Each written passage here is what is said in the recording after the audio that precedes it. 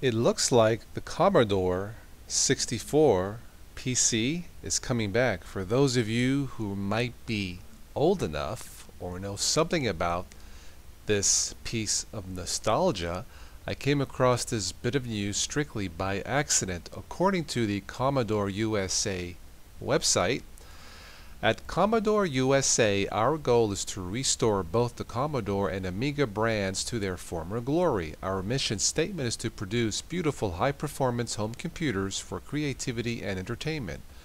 Our reboot and re-imaging of the classic Amiga lineup will showcase the latest and greatest personal computer hardware and operating system technology available today. Interesting. Well, guys and girls, let me know what you think. The Commodore 64 is coming back. Sounds like Back to the Future?